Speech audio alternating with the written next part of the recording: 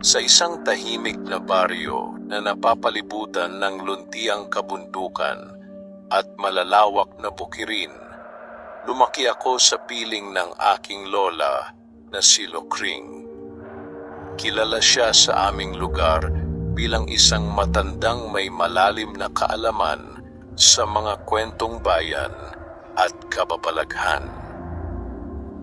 Tuwing dapit hapon, kapag ang araw ay papalubog na at ang hangin ay dahan-dahang lumalamig, kami ay nauupo sa may lumang bangkito sa harap ng aming bahay na yari sa kahoy at pawid. Mahilig akong makinig sa kanyang mga kwento, lalo na iyong mga hindi maipaliwanag ng karaniwang isip. Ngunit sa lahat ng kanyang salaysay, may isang kwento na paulit-ulit niyang binabanggit, ang tungkol sa tikbalang na ikinakasal tuwing sabay na umuulan at umaaraw. Noong kabataan ko, panimula ni Lola Lokring isang hapon habang pinagmamasdan ang kalangitan. May mga araw na tila nagtatagpo ang ulan at sikat ng araw. Kapag nangyari iyon, hindi iyon basta pangkaraniwan. Iyon ang oras ng kasalan ng mga tikbalang. Bata pa lamang ako noon at puno ng kuryosidad. Hindi ko lubos maisip kung paano nagkakaroon ng kasalan ang mga nilalang na sa kwento ko lamang naririnig. Ngunit sa tuwing sinasabi iyon ni Lola, may kakaibang bigat sa kanyang tinig. Tila ba ito ay hindi lamang katang-isip? Isang araw, habang ako'y naglalaro sa bakuran, biglang dumilim ang kalangitan kahit maliwanag pa ang araw. Unti-unting pumatak ang ulan, ngunit hindi nawala ang sinag ng araw. Sa di kalayuan, may bahagharing dahan-dahang nabuo, tila isang pintuang nag-uugnay sa dalawang mundo.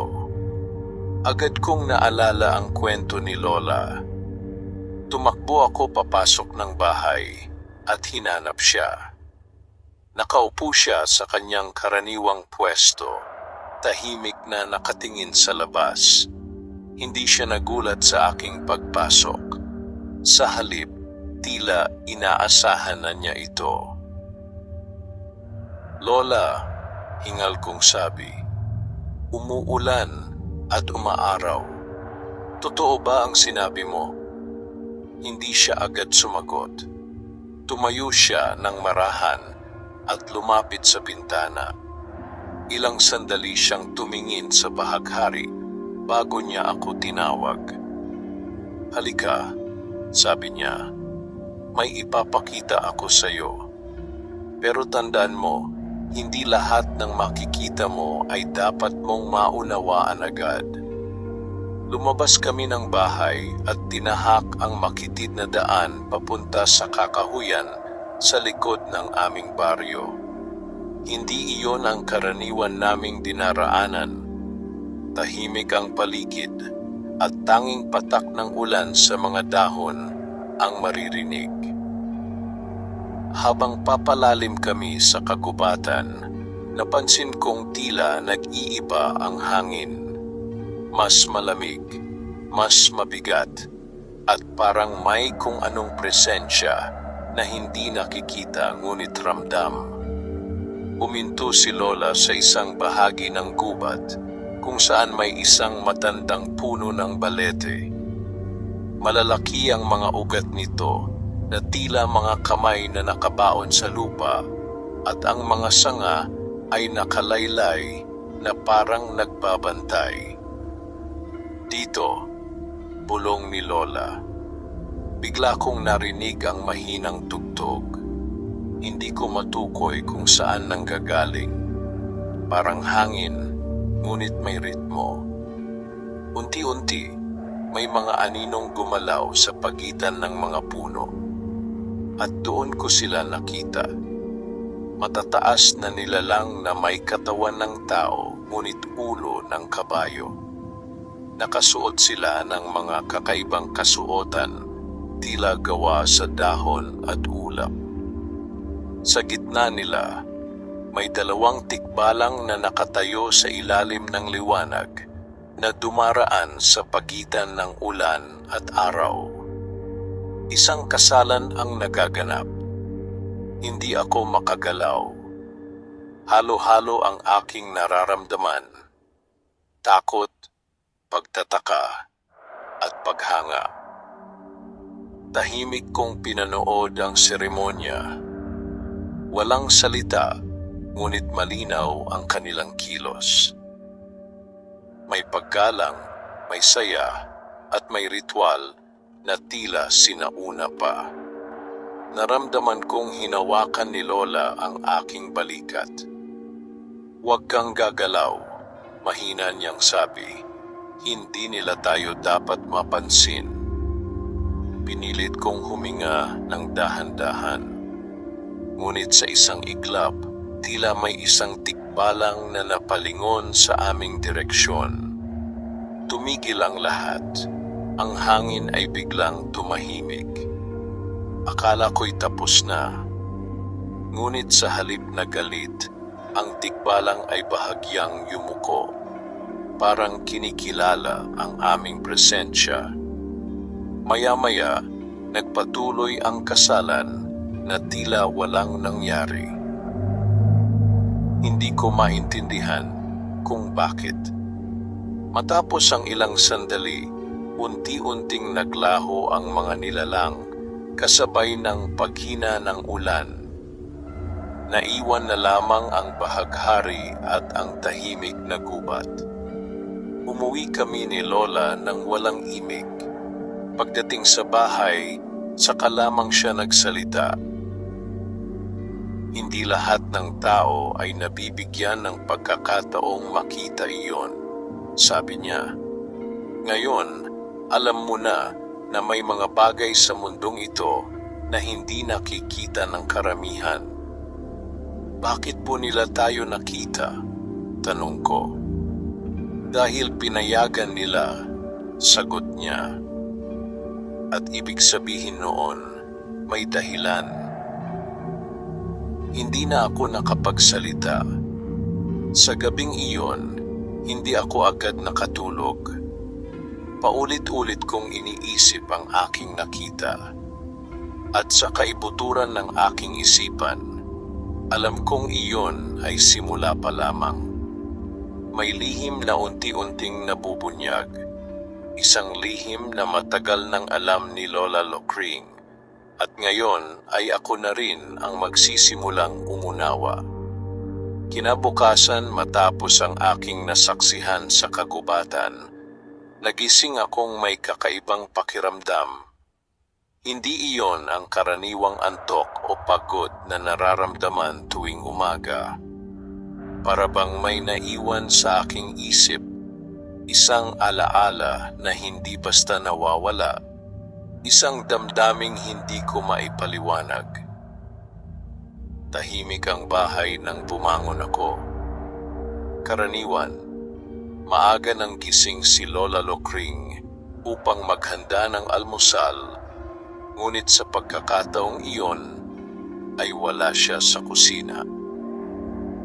Lumabas ako at nakita ko siyang nakaupo sa ilalim ng punong mangga, hawak ang isang lumang panyo at nakatingin sa malayo. Lumapit ako sa kanya, bitbit ang aking mga tanong. "Lola," maingat kong sabi, "totoo po bang hindi lahat nakakakita ng kasalan ng tikbalang?" Dahan-dahan siyang tumingin sa akin. Sa kanyang mga mata, may kakaibang lungkot at pag-aalala. "Hindi," sagot niya, "kakaunti lamang, at kadalasan, ang mga nakakakita ay may papel na gagampanan." "Anong papel po?" Hindi siya agad sumagot. Sa halip, inilahad niya ang panyo sa kanyang kamay. napansin kong may burdang kakaibang simbolo roon. Hindi ko pa iyon nakikita kahit kailan. Ito ang tanda, sabi niya. Minana ko ito sa aking lola at bago pa sa kanya, sa kanyang ninuno. Ibinibigay lamang ito sa mga taong pinili ng mga nilalang sa gubat. Hindi ko agad naintindihan ang ibig niyang sabihin. Ngunit habang tinitingnan ko ang panyo, napansin kong tila may bahagyang paggalaw sa mga burda nito, parang buhay. Lola, bakit niyo po pinapakita sa akin ito? Ngumiti siya ng bahagya, ngunit hindi iyon umabot sa kanyang mga mata.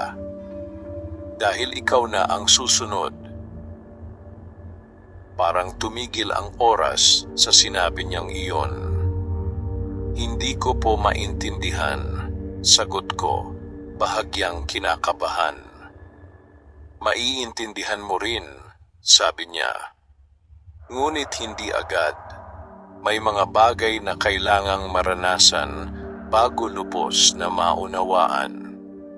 Tumayo siya at inabot ang panyo sa akin. Nang hawakan ko iyon, may kakaibang init akong naramdaman. Hindi mainit na nakakapaso, kundi parang may dumadaloy na enerhiya mula rito papunta sa aking katawan. Simula ngayon, dagdag niya, mas magiging malinaw sa iyo ang mga bagay na hindi nakikita ng iba.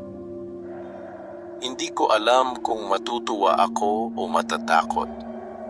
Lumipas ang maghapon na tila walang kakaiba. Ngunit nang sumapit ang hapon, napansin kong mas matalas ang aking pandinig. Naririnig ko ang pagaspas ng mga dahon kahit malayo, ang mahihinang yabag sa lupa, at ang bulong ng hangin na tila may nais sabihin. Habang ako'y nag-iisa sa bakuran, may narinig akong kakaibang tunog mula sa likod ng aming bahay. Parang yabag, ngunit hindi tao. Dahan-dahan akong lumapit at sumilip sa pagitan ng mga puno. May nakita akong anino. Hindi ito malinaw, ngunit alam kong hindi ito karaniwang hayop o tao. Matangkad ito at tila may anyong hindi pamilyar. Nang sandaling iyon, naalala ko ang mga tikbalang. Bigla itong gumalaw. Napaatras ako, ngunit hindi ako tumakbo. May kung anong puwersa ang pumipigil sa akin. Hindi takot, kundi kuryosidad. Lumapit ang anino hanggang sa ito'y luminaw. Isang tikbalang. Ngunit hindi ito katulad ng nakita ko sa kasalan. Ang kanyang anyo ay mas payak, at ang kanyang mga mata ay tila may lungkot. Hindi ito nagsalita, ngunit tumingin ito sa akin ng diretso. Sa aking isipan, may narinig akong tinig. Hindi mula sa bibig nito, kundi tila direkta sa aking pag-iisip. Napili ka na. Napapikit ako sa biglaang pakiramdam. Nang muli kong idilat ang aking mga mata, wala na ang nilalang. Napaupo ako sa lupa, hinihingal. Hindi ko alam kung ano ang nangyayari, ngunit malinaw na hindi na ito basta kwento lamang. Pagbalik ko sa loob ng bahay, nadatnan ko si Lola na tila naghihintay sa akin. Nakita mo na, hindi ba? Tanong niya. Tumango ako. Hindi na ito basta panaginip, sabi ko. Hindi kailanman naging panaginip iyon, sagot niya. Ngayon pa lamang nagsisimula ang iyong paglalakbay. Anong mangyayari sa akin? Lumapit siya at hinawakan ang aking kamay. Matututuhan mong makita ang mundo sa ibang paraan, sabi niya. Ngunit tandaan mo, ang kaalaman ay may kapalit. Anong kapalit po? Hindi siya agad sumagot. Sa halip tumingin siya sa kalangitan kung saan unti-unting nagbabago ang kulay ng langit. Panahon, bulong niya, at minsan, katahimikan. Hindi ko lubos na naintindihan ang ibig niyang sabihin, ngunit ramdam ko ang bigat ng kanyang mga salita. Sa gabing iyon, muli kong hinawakan ang panyong ibinigay niya. Habang pinagmamasdan ko ang mga burda, napansin kong tila nagbabago ang mga hugis nito. Parang may kwentong nais ipakita. At sa gitna ng katahimikan, may isang bagay akong natiyak. Hindi ako basta nakakita ng kasalan ng tikbalang. Ako ay bahagi na nito. Lumipas ang mga araw na tila mas mabigat kaysa dati. Hindi na muling naging payapa ang aking paligid kahit sa mga oras na dati tahimik at karaniwan lamang. Simula nang ibigay sa akin ni Lola Lokring ang panyong may burda, nag-iba ang aking paningin sa mundo. Ang mga bagay na dati hindi ko napapansin ay naging malinaw. Ang kakaibang galaw ng hangin, ang aninong tila sumusunod sa pagitan ng mga puno, at ang pakiramdam na parang may mga matang laging nakamasid. Isang hapon, habang ako'y nakaupo sa gilid ng aming bakuran, muling nagbago ang kalangitan. Hindi ito tulad ng unang pagkakataon na sabay na umulan at umaraw, ngunit may kakaibang kulay ang langit. Parang may halong ginto at abo. Hinawakan ko ang panyo sa aking bulsa. Mula nang mapasa kamay ko iyon, hindi ko na ito inaalis. Para bang may bahagi ng aking sarili ang nakatali rito. Bigla kong narinig ang isang mahinang bulong. Hindi ito galing sa paligid. Nasa loob ito ng aking isipan. Halika. Napalingon ako sa kagubatan sa likod ng aming bahay. Hindi ko alam kung bakit, ngunit alam kong doon nanggagaling ang tinig. Tumayo ako, tila may humihila sa aking mga paa papunta sa kakahuyan. Walang sabi-sabi, nagsimula akong maglakad. Hindi ko na hinanap si Lola. Sa kaibuturan ng aking pakiramdam, alam kong may bagay na kailangan kong harapin ng mag-isa. Habang papalalim ako sa gubat, mas lumalakas ang bulong. Halika. Hindi ito nag-uutos, ngunit hindi rin ito maitatanggi. Ang daan ay tila nagbabago. Ang mga punong dati pamilyar ay naging kakaiba ang anyo. Ang mga ugat ay mas nakaangat. Ang mga dahon ay tila mas madilim. At ang hangin ay may dalang amoy na hindi ko matukoy, hindi mabaho, ngunit hindi rin pangkaraniwan. Hanggang sa makarating ako sa isang bahagi ng kagubatan na hindi ko pa nararating kailanman. May isang malawak na espasyo roon na papalibutan ng matatandang puno.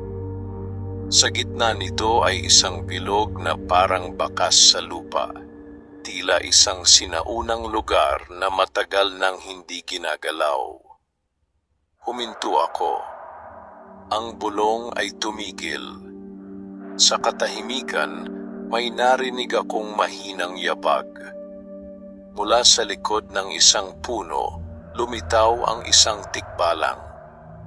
Ngunit hindi ito ang nakita ko sa kasalan, at hindi rin ito ang nilalang na unang lumapit sa akin sa bakuran. Mas matangkad ito, mas matikas, at ang kanyang presensya ay mas mabigat, parang may dalang autoridad. Lumapit ito ng dahan-dahan. Hindi ako umatras. Sa halip, tila may bahagi sa akin ang nanatiling matatag, kahit na ang aking dibdib ay mabilis ang pintig. Tumigil ito sa harap ko. Muli, narinig ko ang tinig, hindi mula sa kanyang bibig, kundi direkta sa aking isipan. Tagapagdala. Napakunot ang noo ko. Ano ang ibig mong sabihin? Tanong ko, bagaman hindi ko alam kung maririnig niya ako. Ngunit sumagot siya. Ang tanda ay nasa iyo. Hinawakan ko ang panyo sa aking bulsa. Bakit ako? Tanong ko.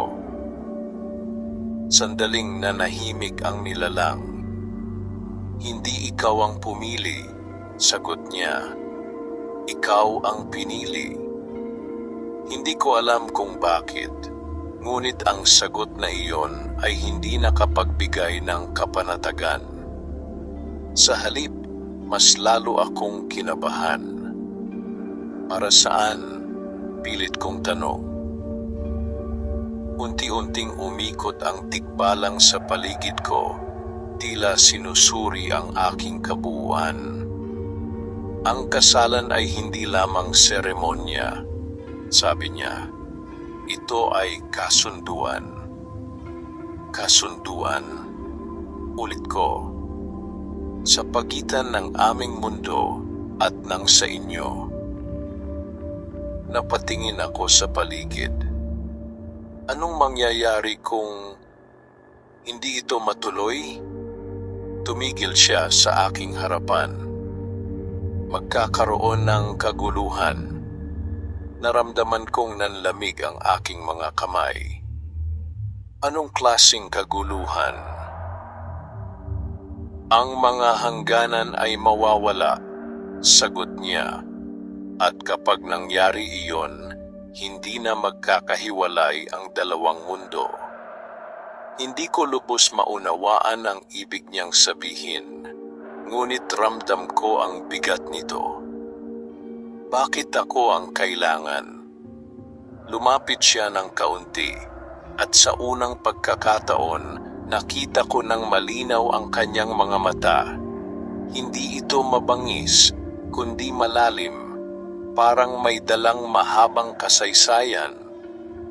Dahil ikaw ang nakakakita, sabi niya, at ang nakakakita lamang ang maaaring magdala ng balanse. Hindi ko alam kung paano ko tatanggapin ang mga salitang iyon. Bago pa ako makapagsalita, biglang umihip ang malakas na hangin. Ang mga dahon ay nagliparan at ang paligid ay tila nagdilim. Napalingon ako sa likuran. May isa pang presensya, mas mabigat, mas malamig. Pagbalik ko ng tingin sa tikbalang sa harap ko, napansin kong nag-iba ang kanyang anyo. Tila naging mas alerto, mas handa. Hindi ka nag-iisa, sabi niya. Mula sa anino ng mga puno, may isa pang nilalang na lumitaw. Ngunit iba ito. Mas madilim ang kanyang anyo at ang kanyang mga mata ay tila walang liwanag.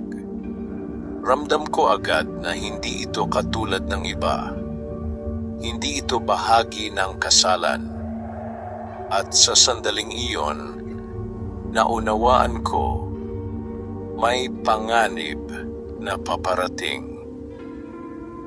Nakatayo ako sa gitna ng bilog na lupa habang ang hangin ay patuloy na umiikot sa paligid.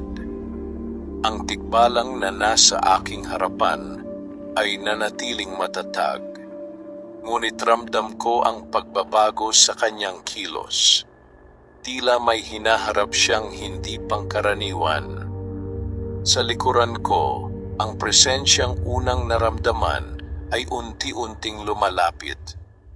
Hindi ko pa ito ganap na nakikita, ngunit sapat na ang bigat ng hangin upang maramdaman kong hindi ito tulad ng mga nilalang na nasaksihan ko noong kasalan.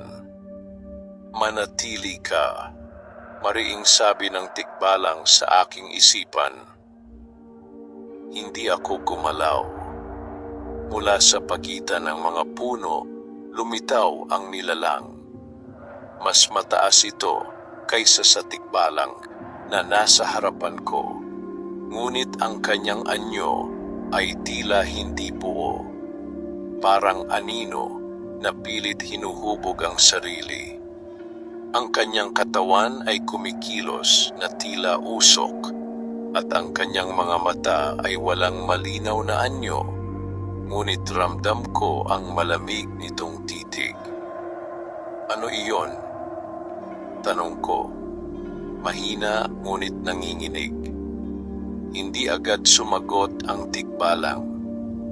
Sa halip, humakbang ito pasulong, bahagyang tinatakpan ako mula sa nilalang. Iyan ang hindi dapat narito, sagot niya. Ang anino ay tumigil sa gilid ng bilog. Hindi ito pumasok, ngunit tila sinusubukan nitong lampasan ang hangganan. Matagal ka naming hinanap. Narinig ko ang tinig nito sa aking isipan. Iba ang pakiramdam ng tinig na iyon. Mas mabigat, mas malamig, at tila may dalang galit na matagal nang kinikimkim. Hindi ka kabilang sa ritual, tugon ng tikbalang. Unti-unting gumalaw ang anino, tila sinusukat ang paligid. Ang ritual na iyon ay hindi nabuo, sagot nito.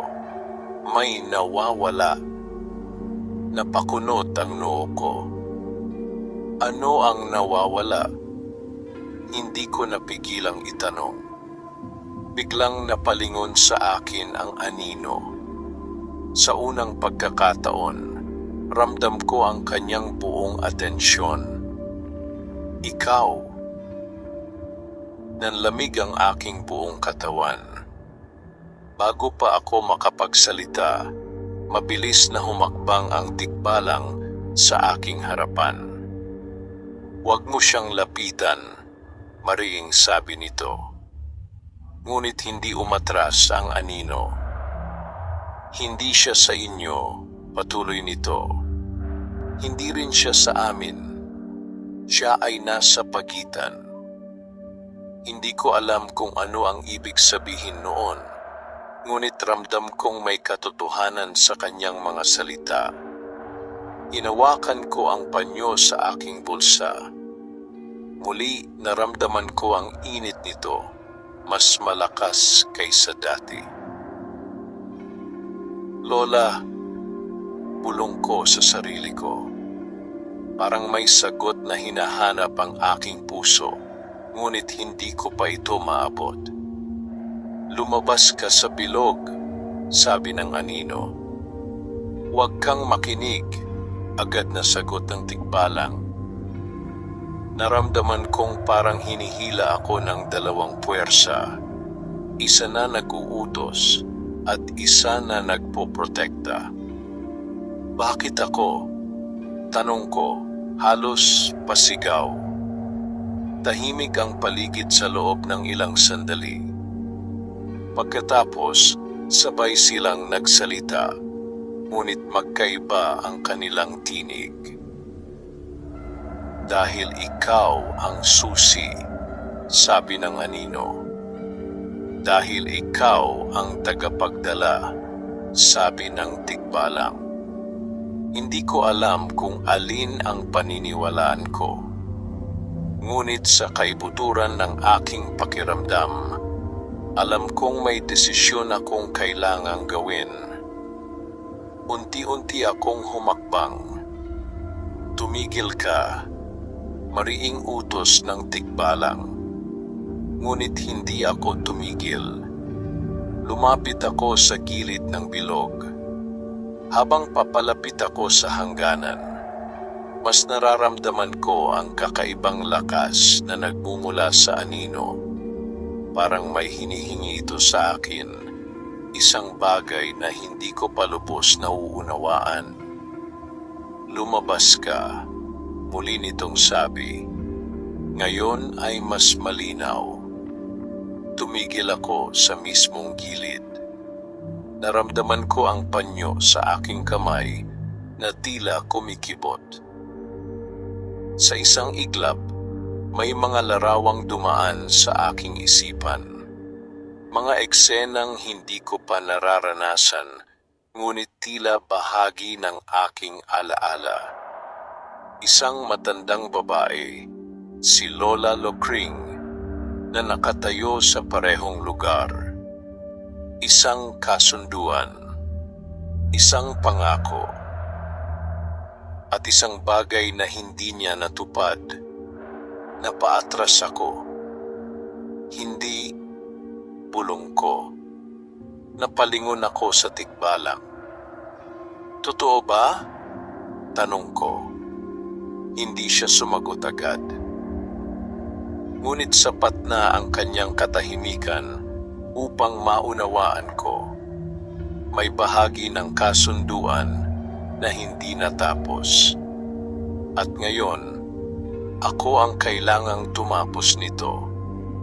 Ngunit bago pa ako makapag-isip ng susunod kong gagawin, biglang lumakas ang hangin. Ang anino ay sumulong, lampas sa hangganan ng bilog. At sa unang pagkakataon, nabasag ang proteksyong pumapalibot sa amin. Hindi na sapat ang oras, sabi nito.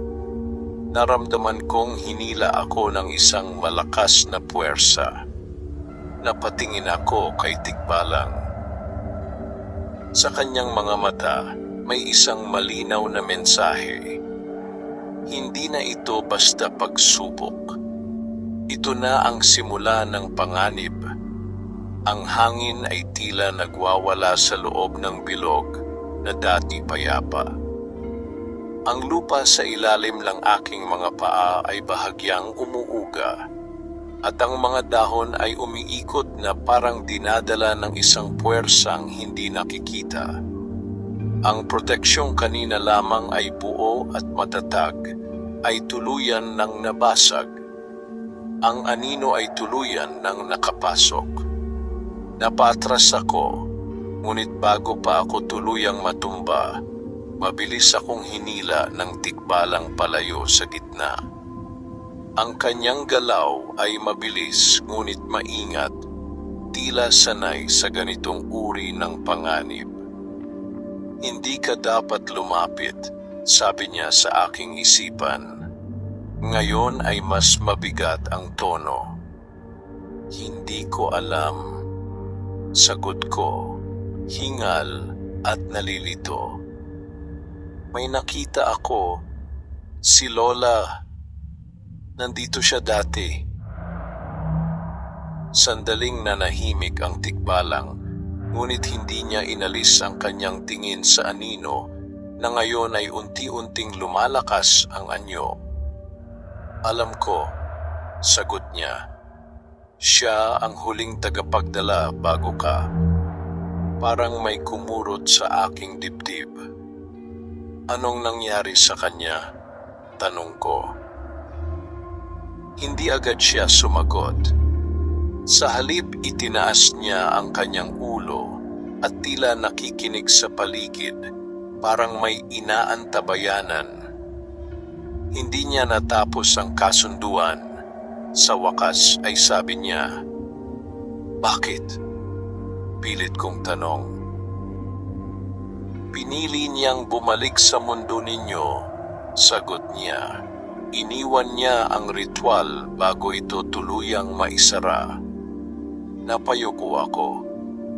Bigla kong naalala ang mga pagkakataong tila may lungkot sa mga mata ni Lola tuwing binabanggit niya ang kasalan ng tikbalang. Hindi ko noon maintindihan kung bakit, ngunit ngayon ay unti-unti nang nagiging malinaw. Kung ganoon, ako ang kailangang tumapos nito? Tanong ko. Hindi lamang tapusin, sagot ng tikbalang. Kailangan mong ibalik ang balanse. Samantala, ang anino ay patuloy na lumalakas. Ang kanyang anyo ay unti-unting nagiging mas malinaw. Hindi na lamang parang usok, kundi isang nilalang na may hugis, bagaman nananatiling madilim at walang liwanag ang kanyang mga mata. Matagal kaming naghintay. Muli nitong sabi sa aking isipan, "Sa wakas, narito ka na." "Hindi kita kilala," sagot ko, pilit pinatatatag ang aking sarili. "Hindi mo pa," tugon nito, "ngunit bahagi ka namin." "Hindi iyon totoo," biglang sabi ng tikbalang. Ngunit natahimik siya ng bahagya, dahil alam kong kahit siya ay hindi lubos na sigurado. Hinawakan ko ang panyo ng mahigpit. "Ano ka ba talaga?" tanong ko sa anino. "Isang bahagi ng kasunduan na tinanggihan," sagot nito. Napakunot ang noo ko. Paano nagkaroon ng bahagi na tinanggihan? "Dahil sa pagpili ng iyong lola," sagot nito. "May bahagi ng ritual na hindi tinanggap, at ang bahaging iyon ay ako." Nanlamig ang aking buong katawan. "Kung ganoon, ikaw ang kapalit." "Hindi," sagot nito. "Ako ang nawalan ng lugar." Ang hangin ay muling umihip ng malakas. Ang tikbalang ay bahagyang humakbang pasulong, tila pinipigilan ang paglapit ng anino. "Hindi ka dapat nabubuo," sabi niya. "Ngunit nabuo ako," sagot ng anino. "At ngayon, hihingin ko ang nararapat sa akin." Napatingin ito sa akin. Ang tagapagdala. Bigla akong nakaramdam ng matinding paghila, hindi sa aking katawan, kundi sa aking loob, parang may humihila sa aking pagkatao. Napapikit ako sa sakit. "Labanan mo," sabi ng tikbalang. "Huwag mong ibigay ang sarili mo." Pinilit kong kumapit sa panyo. Sa sandaling iyon, muli kong nakita ang mga alaala. Si Lola, mas bata, nakatayo sa parehong bilog. May hawak din siyang panyo. Sa kanyang harapan ay mga tikbalang at sa paligid ay liwanag at ulan. Ngunit sa gitna ng ritual, siya ay umatras. May takot sa kanyang mga mata. At pagkatapos, iniwan niya ang lugar. "Hindi ko kaya," narinig kong sabi niya sa alaala. Pagmulat ko, bumalik ako sa kasalukuyan. Natakot siya, bulong ko. "Hindi lahat ay handa," sagot ng tikbalang. Ngunit ang kapalit ay hindi nawawala, dagdag ng anino.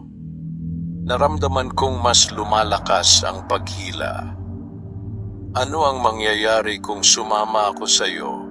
tanong ko sa anino. Tahimik ito sandali bago sumagot. "Matatapos ang aking paghihintay," sabi nito, "at mawawala ang hangganan." Napalingon ako sa tikbalang. "At kung hindi?" Tanong ko.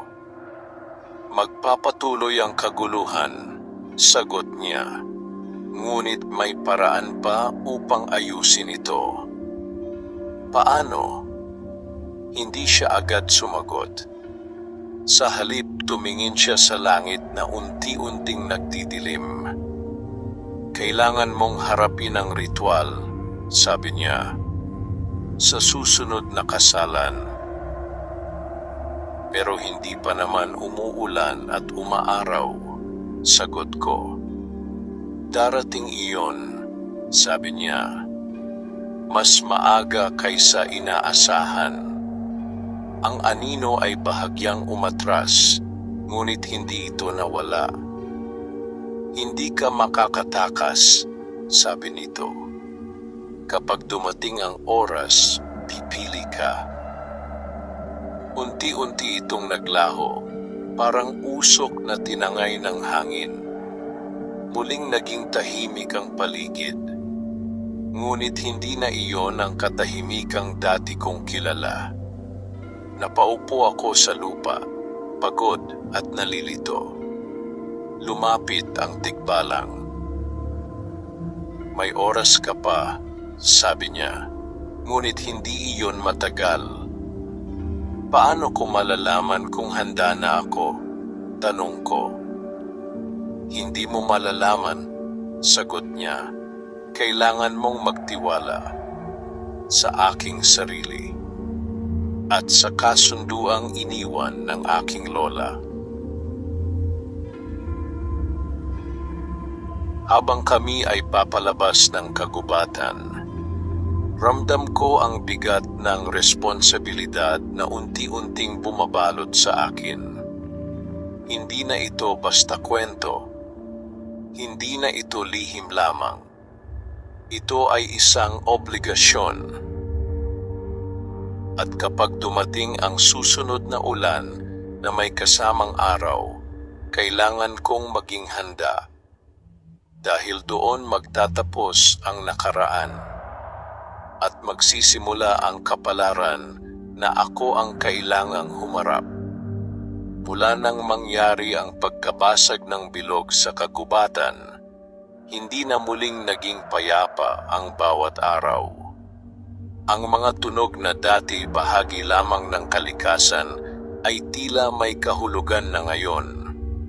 Ang bawat pag-aspas ng dahon, bawat pag-ihip ng hangin, ay parang may dalang babala.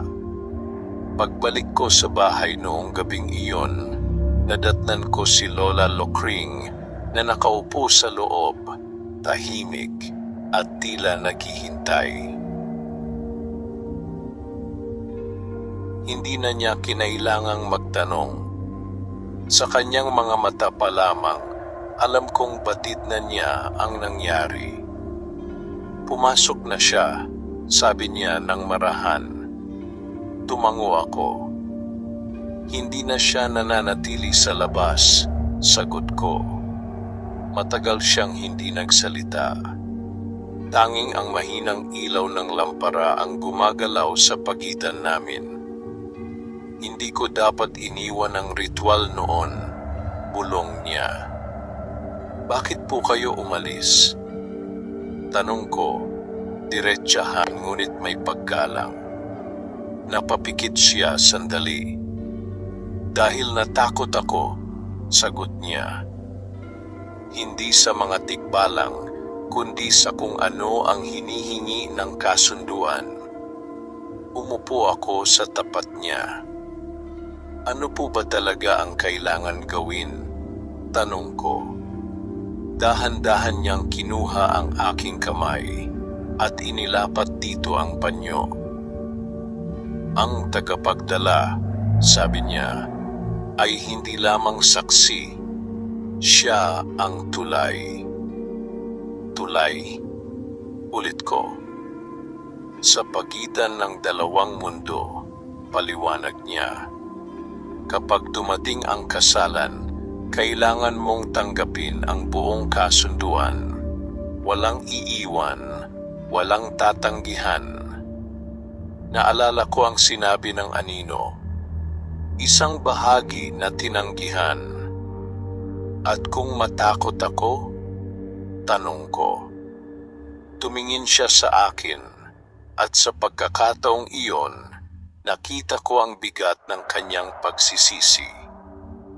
Iyon ang hindi mo maaaring gawin, sagot niya. Tumahimik kami sandali. Sa labas, unti-unting lumalakas ang hangin. May dalang kakaibang lamig tulad ng naramdaman ko sa kagubatan. Malapit na, sabi ni Lola. Paano niyo po nasabi? Tanong ko. Dahil nararamdaman ko na siya, sagot niya. Mas malakas na kaysa dati. Napatingin ako sa bintana. Ang langit ay tila nagbabago. May liwanag na hindi pangkaraniwan. At ang mga ulap ay gumagalaw nang hindi ayon sa hangin. Kapag nangyari iyon, dagdag niya, huwag kang mag-isa. Napalingon ako sa kanya. Hindi po ba kailangan kong harapin ito mag-isa? Umiling siya. Ang desisyon ay sayo, sabi niya. Ngunit hindi ibig sabihin na wala ka kasama. Hindi ko agad naintindihan ang ibig niyang sabihin. Ngunit bago pa ako makapagtanong muli, biglang bumukas ang pinto ng bahay. Walang hangin na nagtulak dito. Walang kamay na humawak. Ngunit unti-unti itong bumukas. Pareho kaming napatingin ni Lola. Sa labas may nakatayong anyo. Hindi ito ganap na malinaw, ngunit sapat upang makilala ko ang presensya. Ang anino. Hindi ka ligtas dito. Narinig ko ang tinig nito sa aking isipan.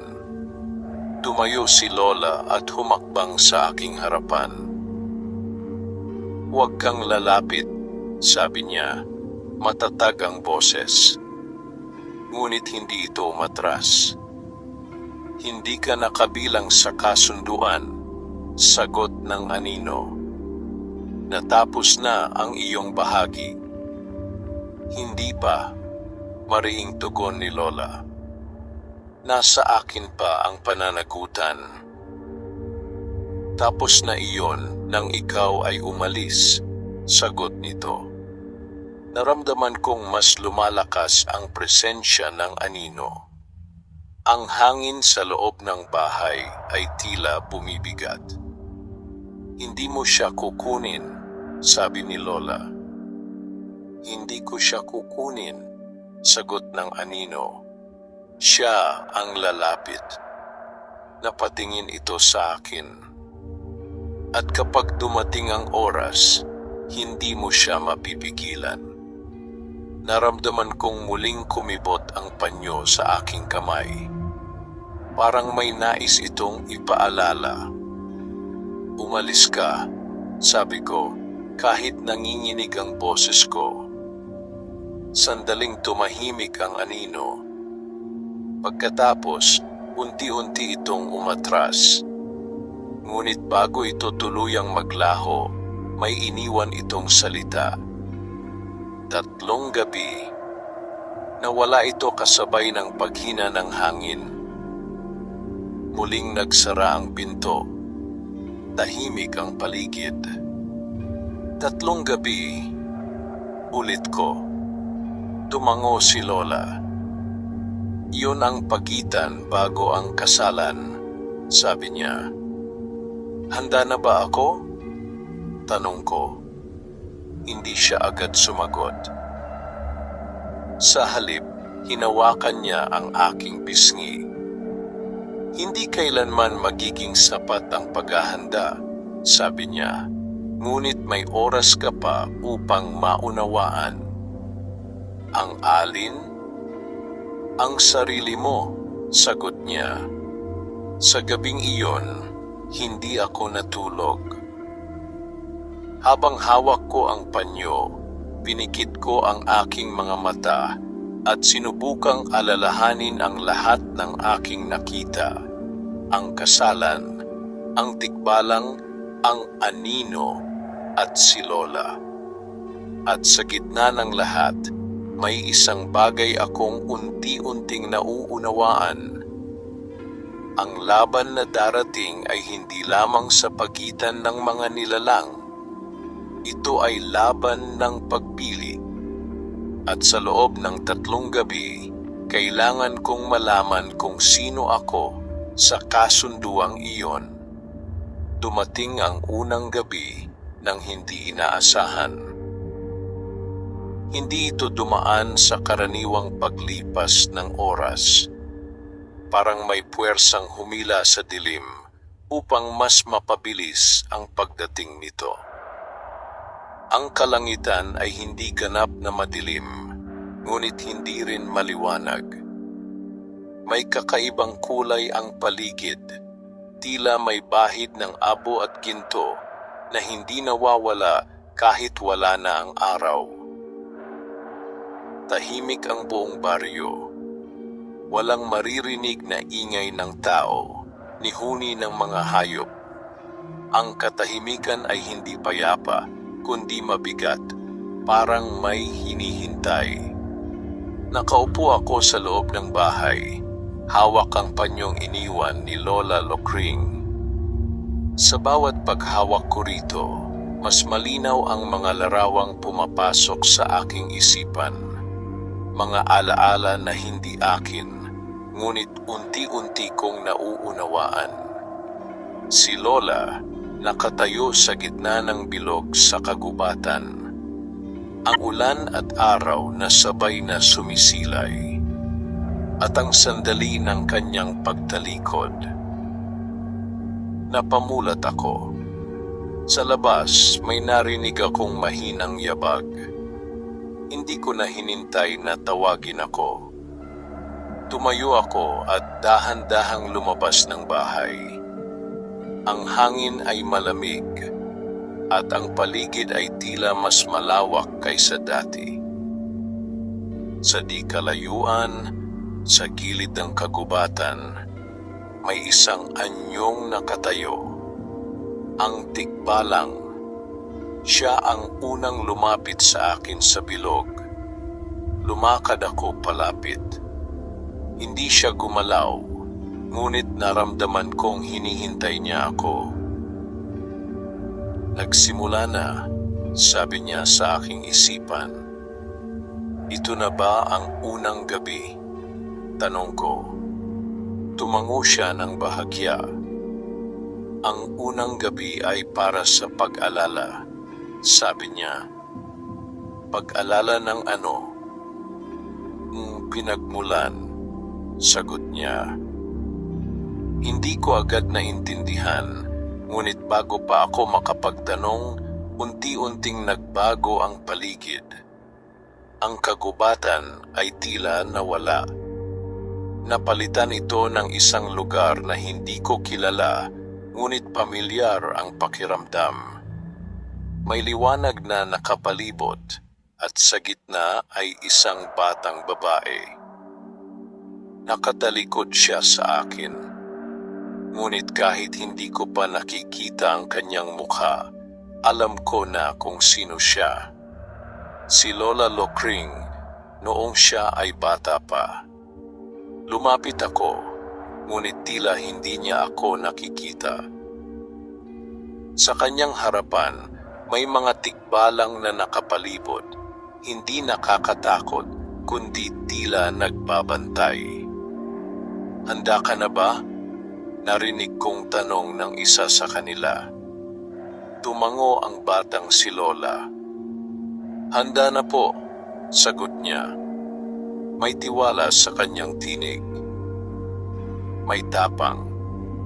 Ngunit habang pinagmamasdan ko ang eksena, napansin kong unti-unting nagbabago ang kanyang mukha. Mula sa determinasyon, naging pagdududa, hanggang sa dumating ang sandaling iyon. Ang ulan ay bumagsak habang ang araw ay sumisikat. Ang kasalan ay nagsimula. Ngunit sa gitna ng ritual, umatras si Lola. "Hindi ko kaya," sabi niya. Tahimik ang paligid. Ang mga tikbalang ay hindi nagalit, ngunit may bigat ang kanilang katahimikan. At mula sa gilid, may isang presensyang unti-unting nabuo. Ang anino. Napaatras si Lola. At sa halip na tapusin ang ritual, tumalikod siya at tumakbo. Nagbago ang paligid. Muling bumalik ang kagubatan. Napahawak ako sa aking dibdib. "Ngayon naiintindihan mo na," sabi ng tikbalang. "Iniwan niya," bulong ko. "Hindi dahil sa kahinaan lamang," sagot niya, "kundi dahil sa takot sa kapalit." "Ano ba talaga ang kapalit?" tanong ko. Tahimik siya sandali. "Isang bahagi ng sarili," sagot niya. Nanlaki ang aking mga mata. "Anong ibig mong sabihin?" "Ang tagapagdala ay kailangang mag-iwan ng bahagi ng kanyang pagkatao upang maging tulay," paliwanag niya. "Iyon ang hindi tinanggap ng iyong lola." Napayuko ako. "Kung ganoon, kapag tinapos ko ito, magiging buo ang kasunduan," sagot niya. "Ngunit hindi ka na magiging katulad ng dati." Tahimik akong tumingin sa lupa. Hindi ko alam kung handa akong mawala ang bahagi ng sarili ko. Ngunit bago pa ako makapag-isip ng mas malalim, biglang nagbago ang hangin. Mas malamig, mas mabigat. "Hindi pa tapos ang gabi," sabi ng tikbalang. Mula sa likuran ko, may naramdaman akong presensya. Hindi ko na kailangang lumingon upang malaman kung sino iyon. "Naalala mo na," sabi ng anino. Unti-unti akong lumingon. Nakatayo siya sa pagitan ng mga puno. Mas malinaw na ang anyo kaysa dati. "Ngayon, panahon na upang pumili," dagdag niya. "Hindi pa," sagot ng tikbalang. "Hindi pa tapos ang 3 gabi." Ngunit umiling ang anino. "Ang alaala ay simula ng pagpili," sabi nito. Napatingin ito sa akin. "Tatanggapin mo ba ang kapalit?" Naramdaman kong muling bumigat ang aking dibdib. Sa unang pagkakataon, malinaw na sa akin ang lahat. Ang kasalan, ang kasunduan, ang pagkukulang ng aking lola, at ang responsibilidad na iniwan niya. Ngunit ang tanong ay nananatili. Handa ba akong magbago upang maitama ang nakaraan? Hindi pa ako sumagot. Dahil alam kong ang sagot ko ang magtatakda ng aking kapalaran.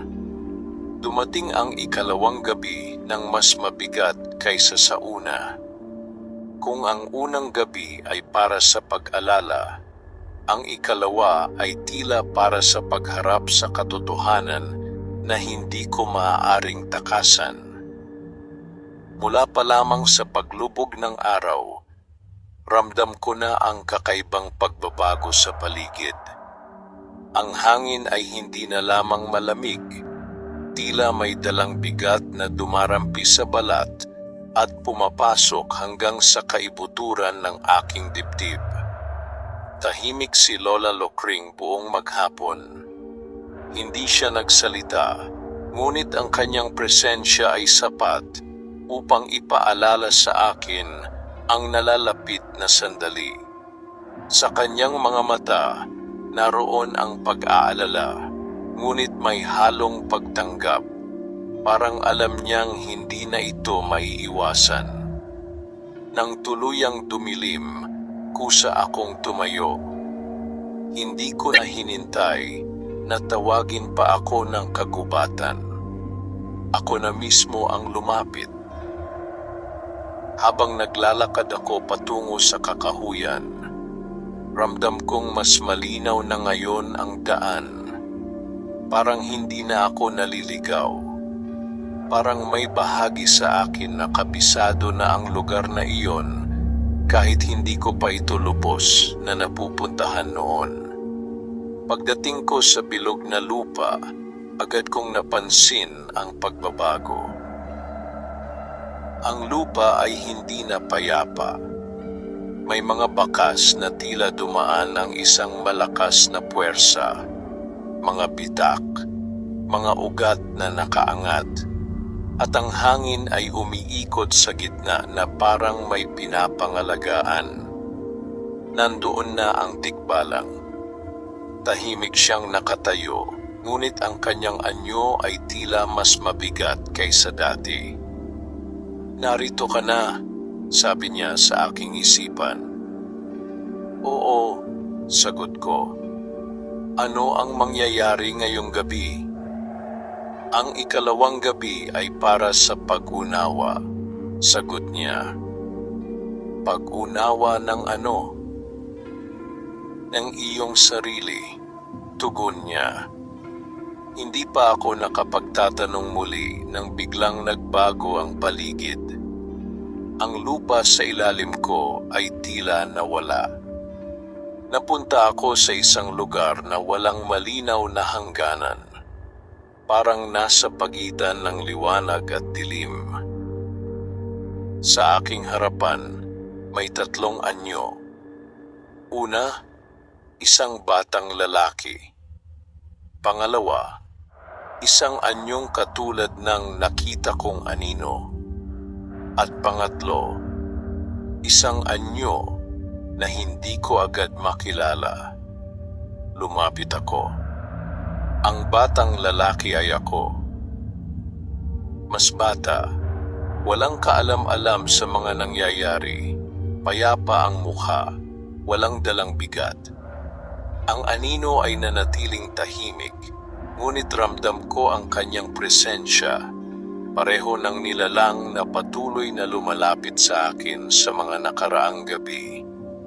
At ang ikatlong anyo, ako rin, ngunit iba, mas matatag, ngunit mas tahimik. Parang may bahagi sa kanyang sarili na nawala, ngunit sa halip ay napalitan ng isang uri ng katahimikan na hindi ko maipaliwanag. 3 anyo, narinig kong sabi ng tikbalang kahit hindi ko siya nakikita sa lugar na iyon. Ang nakaraan, ang nawawala, at ang maaaring maging ikaw. Napatingin ako sa bawat isa. Alin ang tama? Tanong ko. Walang tama o mali, sagot niya. Ngunit isa lamang ang maaari mong piliin.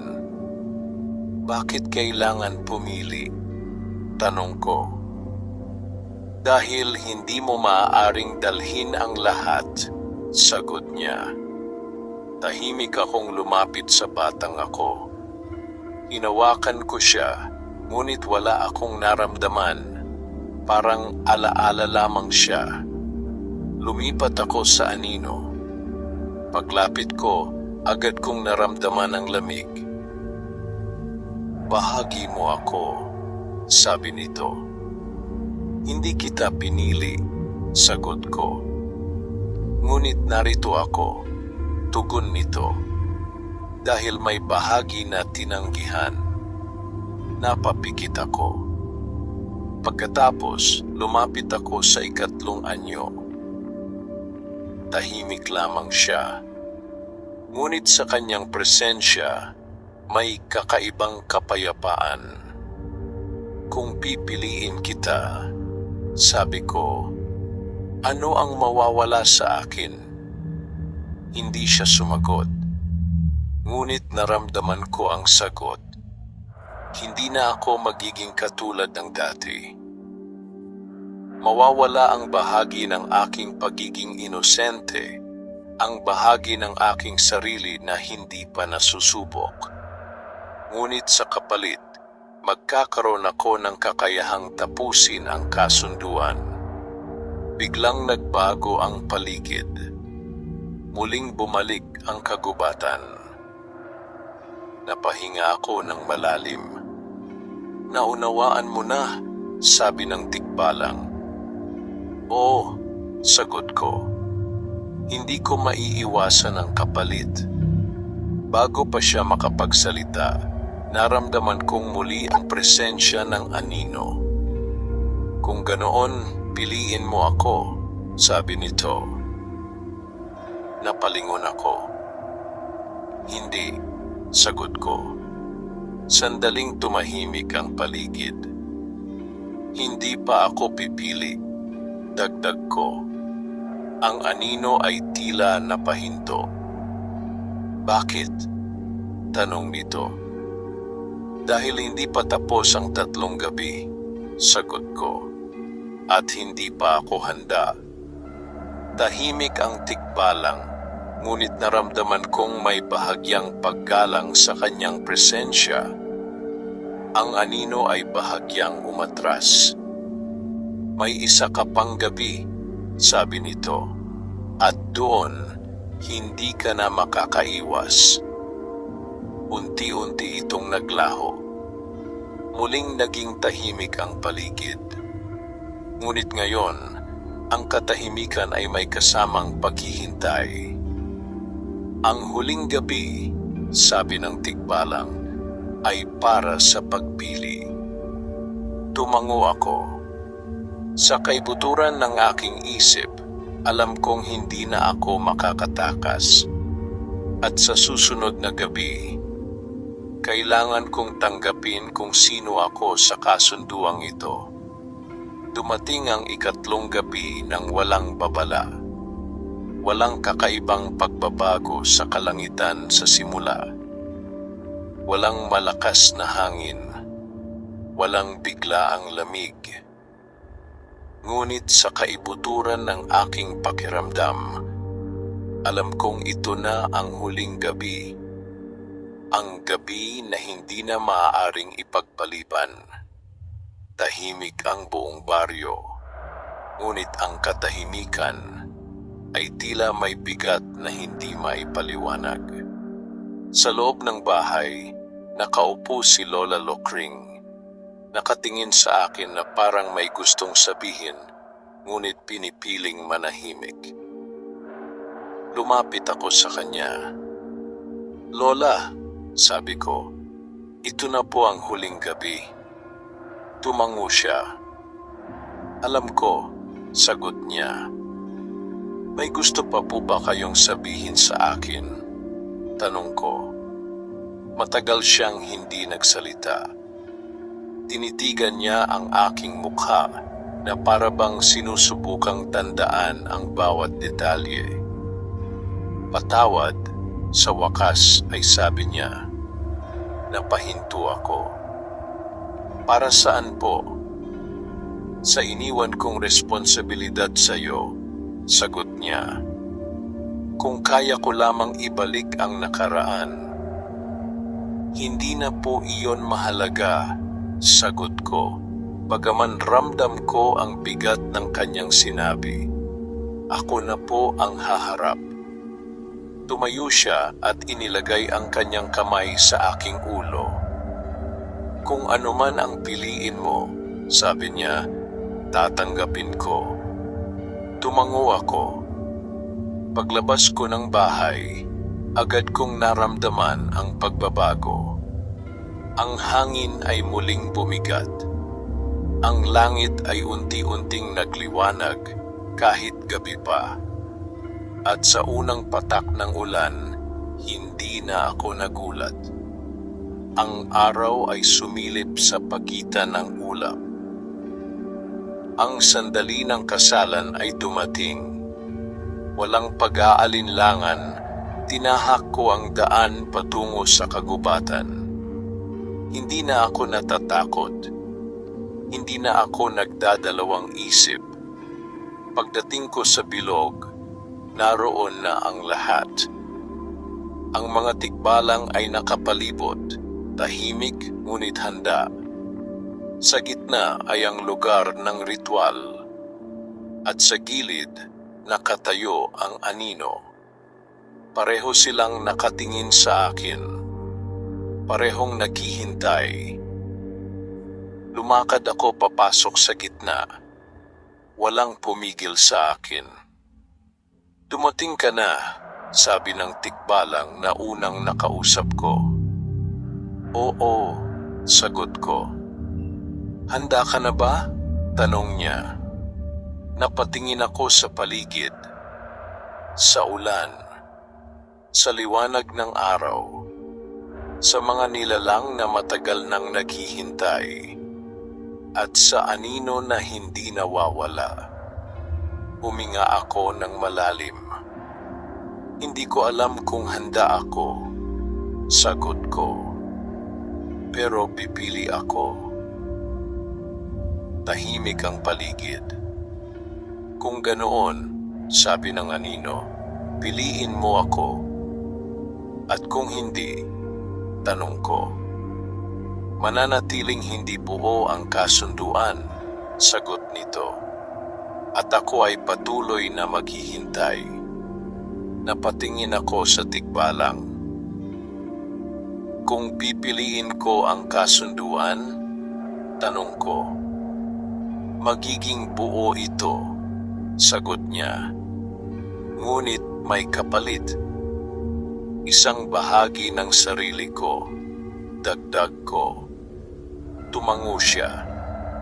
Tahimik akong napapikit. Naalala ko ang batang ako. Walang iniintinding responsibilidad. Naalala ko ang anino, ang bahaging tinanggihan, ang bahagi ng takot, at ang anyong maaaring maging ako, hindi na katulad ng dati, ngunit buo sa sarili niyang paraan. Pagmulat ko ng mata, malinaw na ang sagot. Haharapin ko ang kasunduan, sabi ko. Tahimik ang paligid, ngunit naramdaman kong may nagbago. Ang anino ay hindi agad nagsalita. Sa halip, unti-unti itong lumapit. Kung ganoon, sabi nito, kailangan mo akong tanggapin. Napakunot ang noo ko. Hindi bilang kapalit, dagdag nito, kundi bilang bahagi. Napatingin ako sa tikbalang. Hindi siya tumutol. Hindi mo maaaring burahin ang isang bahagi ng sarili mo, sabi niya. Kailangan mo itong unawain. Huminga ako ng malalim. Kung ganoon, sabi ko, tatanggapin kita. Sa sandaling iyon, ang anino ay unti-unting lumapit. Hindi ito nanakit. Hindi ito nanakit tulad ng inaasahan ko. Sa halip, naramdaman ko itong pumasok sa akin. Hindi bilang isang puwersang sumisira, kundi bilang isang bahagi na matagal nang nawawala. Napapikit ako. May kirot. Ngunit may kapayapaan. Pagmulat ko, iba na ang pakiramdam. Mas malinaw, mas buo. Ang kasunduan ay handa nang tapusin, sabi ng tikbalang. Ang ulan ay mas lumakas, ang liwanag ay mas sumilay, at sa gitna ng bilog, nagsimula ang ritual. Ngunit sa pagkakataong ito, hindi ako umatras. Sa gitna ng ulan at liwanag, nagsimula ang ritual na matagal nang naghihintay ng katapusan. Ang bilog na lupa ay muling nagningning, hindi tulad ng dati na tila sugatan at basag. Ngayon, ito ay buo, parang kinikilala ang pagbabalik ng nawawalang bahagi. Ang mga tikbalang ay nakapalibot, tahimik ngunit may dalang paggalang. Wala nang pag-aalinlangan sa kanilang kilos. Nakatayo ako sa gitna. Hindi na bilang isang batang walang kaalaman, kundi bilang isang taong may dalang buo at malinaw na pag-unawa. Ang ulan ay patuloy na bumabagsak, habang ang araw ay hindi nawawala sa kalangitan. Sa pagitan ng dalawang iyon, naroon ang sandaling nag-uugnay sa dalawang mundo. Simulan na, narinig kong sabi ng tikbalang na unang gumabay sa akin. Isinara ko ang aking mga mata. Hinawakan ko ang panyong iniwan ni Lola Lokring. Ngunit sa pagkakataong iyon, iba na ang pakiramdam nito. Hindi na ito basta isang tanda. Ito na ang susi. Sa aking isipan, bumalik ang lahat. Ang mga alaala ng aking lola, ang kanyang pagdududa, ang kanyang pagtalikod, at ang kanyang panghihinayang. Ngunit sa halip na bigat, ang mga iyon ay naging gabay. Tinanggap mo na, narinig kong bulong. Hindi ko na matukoy kung mula sa tikbalang o sa bahagi ng aking sarili na dati anino. Ngayon, tapusin mo. Huminga ako ng malalim. At sa unang pagkakataon, hindi ako natakot sa kapalit. Tinanggap ko ang kasunduan. Sabi ko, sa sandaling iyon, naramdaman kong may unti-unting kumukuha ng bahagi sa aking pagkatao. Hindi marahas, hindi masakit, kundi parang isang bagay na kusang ibinibigay. Ang aking takot, ang aking pag-aalinlangan, ang bahagi ng sarili kong kumakapit sa pagiging buo ng walang kapalit. Unti-unti itong nawala. At sa halip, may pumalit. Isang katahimikan na hindi kahungkagan. Isang lakas na hindi kailangang ipakita. Isang pag-unawa na hindi na kailangang ipaliwanag. Pagmulat ko ng aking mga mata, nagbago ang lahat. Mas malinaw ang paligid. Mas tahimik, ngunit mas buhay. Ang mga tikbalang ay bahagyang yumuko, hindi bilang pagbibigay galang sa isang tao, kundi sa isang tungkulin. Ang kasunduan ay buo na, sabi ng tikbalang. Napatingin ako sa paligid. Ang anino ay wala na sa anyong dati kong nakikita. Dahil hindi na ito hiwalay. Ito ay bahagi na ng aking kabuuan. Unti-unting humina ang ulan. Ang araw ay muling sumikat ng buo. At ang bahaghari ay lumitaw sa kalangitan. Ngunit sa pagkakataong ito, hindi na lamang ito isang tanawin. Ito ay paalala. Ang isang pangako na natupad. Ng isang kasunduang hindi na muling mababasag. Unti-unting naglaho ang mga tikbalang, isa-isa, na tila bumabalik sa kanilang sariling mundo. Naiwan akong mag-isa sa gitna ng kagubatan. Ngunit hindi na ako nag-iisa sa pakiramdam. Dahan-dahan akong naglakad pabalik sa bahay. Ang bawat hakbang ay mas magaan, ngunit mas matatag. Pagdating ko, Nadatnan ko si Lola Lokring sa may pintuan. Tinitigan niya ako at sa kanyang mga mata nakita ko ang sagot. "Natapos mo," sabi niya. Tumango ako. "Oo," sagot ko. Lumapit siya at hinawakan ang aking kamay. "Anong pakiramdam?" tanong niya. Sandali akong tumahimik. "Parang may nawala," sagot ko.